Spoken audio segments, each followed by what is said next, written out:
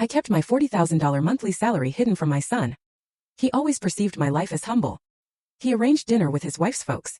You know that feeling when you just know something is about to explode? When you feel a truth deep in your gut but you need to see it to feel it to believe it. Well, imagine deliberately stepping into that fire, not to get burned, but to watch others get scorched by their own arrogance. Because that's exactly what I did.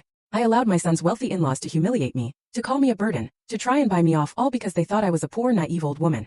They had no idea who they were truly messing with, and that night, their perfect money-driven world came crashing down. And honestly, they deserved every single painful second. Let me tell you how it all unraveled. Let me introduce you to the woman I really am, because even my son Marcus at 35 years old never truly knew. To him I was just, Mom, the woman who left for work early, came home tired, cooked simple meals. Someone ordinary. Maybe a secretary, he probably thought. Nothing special. And I never corrected him. Never told him about the $40,000 I earned every single month, or that I'd been a senior executive at a massive multinational corporation for almost 2 decades. I signed million-dollar contracts, made decisions affecting thousands of lives. Why didn't I tell him? Because money was never a trophy for me. I grew up understanding that true dignity lived inside you, not on display. Silence, I learned, was often more valuable than empty words. So I guarded my truth. I kept my modest apartment, carried the same worn leather handbag until it was practically falling apart. I bought clothes at discount stores, cooked at home, saved every penny, invested everything. I got rich in silence. Because true power doesn't shout, it observes. And I was observing very closely when Marcus called me that Tuesday afternoon. His voice was off, nervous, like when he was a kid and knew he'd done something wrong.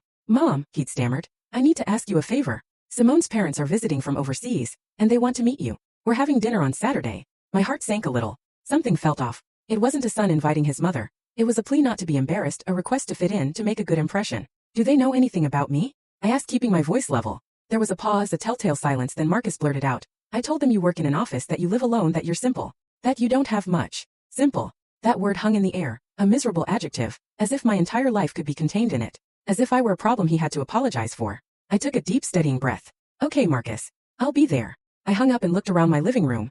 The old, comfortable furniture, the plain walls, the small TV. Nothing to impress anyone. And right then a cold resolve settled over me. If my son thought I was poor, if his in-laws were coming ready to judge, then I would give them exactly what they expected. I would be broken, naive, desperate. A mother barely surviving. I wanted to feel firsthand how they treated someone who had nothing. I wanted to see their true faces because my gut instinct, honed by decades in corporate shark tanks, rarely failed me. Full story on the channel. Link below. Click now and watch what happened next.